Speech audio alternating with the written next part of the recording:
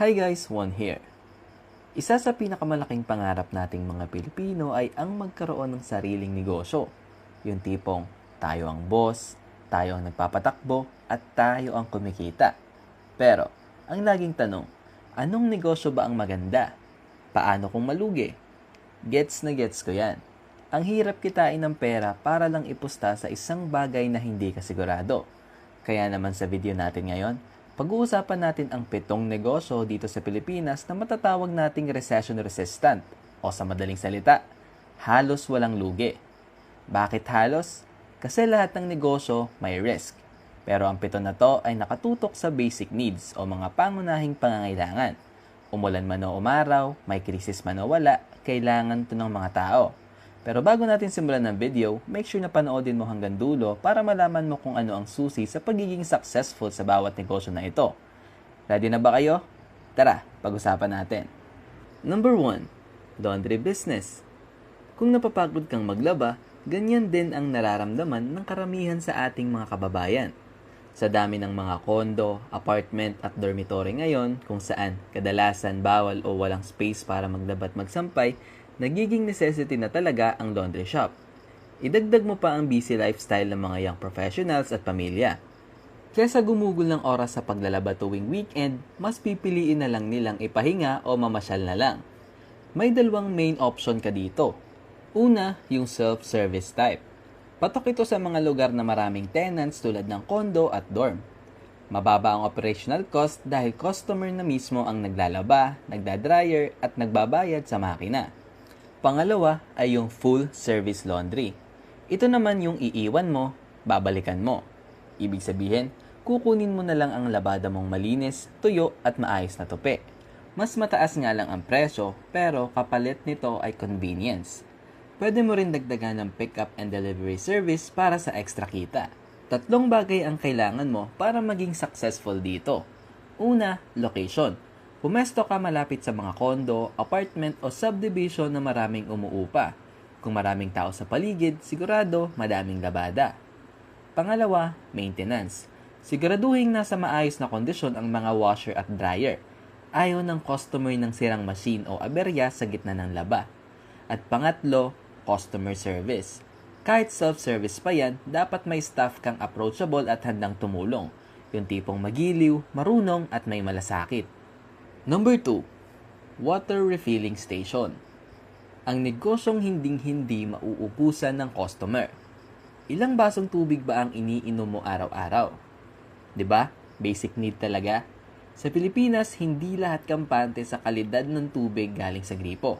Kaya naman ang mga asul na galon o yung 5-gallon containers ay naging parte na ng bawat bahay, opisina at negosyo. Bakit walang lugi? Simple lang. Ang malinis na inuming tubig ay non-negotiable. Hindi pwedeng wala. Kahit gaano kahirap ang buhay, bibili at bibili pa rin ang tao ng malinis na tubig. 3 bagay din ang kailangan mo para maging successful dito. Una, sanitation at permits. Kailangan mong kumuha ng DOH permits at laging siguraduhin na malinis ang iyong filtration system. Dito nakasalalay ang tiwala ng mga customers mo. Pangalawa, delivery service. Malaking bentahe to kasi karamihan ng customer ayaw nang magbuhat ng mabibigat na galon.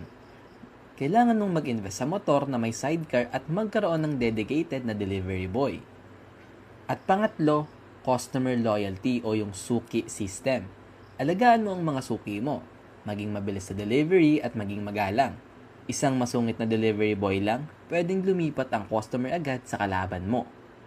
Ang puhunan dito ay pag-setup ng filtration system at sa pwesto. Pero kapag nagkaroon ka ng matibay na customer base, tuloy-tuloy na ang kita dyan. Number 3. Food business. Sabi nga, you can skip laundry but you can skip lunch. Ang pagkain ang pinaka-basic sa lahat ng basic needs. Kaya naman, ang food business basta't masarap at malinis, siguradong may kita araw-araw. Bakit walang lugi? Siyempre, kakain at kakain ng tao. 3 beses sa isang araw, minsan pa nga, 4 o 5. Kahit may krisis, recession o bagyo, kakain pa rin ang mga Pilipino. Ngayon, ano ang mga pwede mong simulan? Una, yung karinderya o turo-turo. Ito ang classic. Patok sa mga opisina, construction sites, eskwelahan at terminal. Ang sikreto dito ay masarap na luto, malinis na pwesto at presyong abot kaya. Pangalawa naman ay ang food franchise. Kung ayaw mong mag-isip ng menu at sistema, mag-franchise ka. Maraming affordable food cart franchises tulad ng siomai, shawarma, milk tea at etc. May sistema na sila, kilala na ang brand. Ang kailangan mo na lang ay magandang pwesto at sundin ang standards nila. Para maging successful sa business na to, kailangan mo tong matutunan. Una, food costing and inventory. Dito maraming nagkakamali. Dapat alam mo kung magkano ang puhunan mo sa bawat ulam at magkano ang tutubuin mo. Pangalawa, iwas spoilage. Laging tandaan, first in, first out. Ubusin muna ang mga naunang nalutong pagkain. Magluto lang ng sapat para sa inaasahang benta sa isang araw. At pangatlo, consistency. Dapat kung gaano kasarap ang adobo mo nung Lunes, ganun pa rin kasarap sa Biyernes. Hi guys, Juan here mid-editing. Gusto ko lang sabihin na huwag niyo kalimutang mag-like and subscribe para sa tuloy-tuloy pang magagandang negosyo tips. Let's go! Number 4. Sari-sari store. Ito ang tinaguriang convenience store ng masa at ang best friend ng bawat kapitbahay. Wala tong lugi dahil ito ang bumubuhay sa tingi culture ng mga Pinoy. Minsan kailangan mo lang ng isang sachet ng kape, isang pirasong itlog o mantika para sa isang pretohan lang. Sa halip na pumunta ka sa malaking grocery, sa sari-sari store ka na lang tatakbo. Susi sa tagumpay? Una, inventory management. Alamin kung ano ang mabili sa lugar nyo. Intindihin na hindi porket may benta ka, kumikita ka na. Alamin kung ano yung mga fast-moving items tulad ng soft drinks, kape, sigarilyo at bigas. At dapat lagi kang may stock nun. Pangalawa, mag-ingat sa pautang. Ito ang cancer ng maraming sari-sari store. Kung hindi mo kayang i-manage, huwag mo nang simulan. Pangatlo, pricing. Huwag masyadong magpatong. Tandaan, ang kalaban mo ay yung kabilang sari-sari store. Dapat competitive ang presyo mo. Maliit ang tubo sa bawat item pero ang kita ay nasa dami. Number 5, panaderya o bakery. Ano pa ba ang masasarap sa amoy ng bagong lutong pandesal sa umaga? Wala, 'di ba? Kaya nga bakery o panaderya ang isa sa negosyong laging may benta. Bakit walang lugi? Kasi ang tinapay, lalo na ang pandesal, ay staple breakfast ng mga Pinoy. Ito ang partner ng kape. Ito rin ang merienda ng mga bata at pampalamig sikmura sa hapon. Mura at nakakabusog. Para maging successful, ito lang ang kailangan mo. Una, panadero o yung master baker. Ito ang puso ng bakery mo. Kailangan mong kumuha ng magaling, masipag at mapagkakatiwalaang panadero. Yung consistent ang timpla at kalidad ng gawa. Pangalawa, oras. Ang bakery business ay para sa mga early birds. Dapat alas 4 pa lang ng umaga, may mainit ka ng pandesal na mabibili. Pangatlo, location. Dapat matao, malapit sa palengke, simbahan, eskwelahan o sa mga kanto ng isang residential area. Hindi mo kailangan ng magarbong pwesto. Kahit simpleng bakery lang. Basta malinis at laging may mainit na pandesal, babalik-balikan ka. Number 6. Bigasan o rice retailing.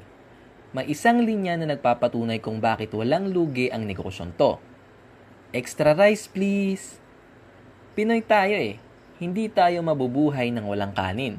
Kaya ang rice retailing o bigasan ay isa sa mga pinakasiguradong negosyo sa Pilipinas. Walang lugi kasi staple food ang bigas. Kahit may krisis, kahit kipit ang budget, uunahin at uunahin ng pamilyang Pilipino ang pagbili ng bigas bago ang kahit ano pang gastusin. Sa madaling salita, habang may Pilipino, may bibili ng bigas. Kaya ang bigasan ay isa sa mga pinaka-stable at pinaka-predictable na negosyo na pwede mong simulan. Susi sa tagumpay?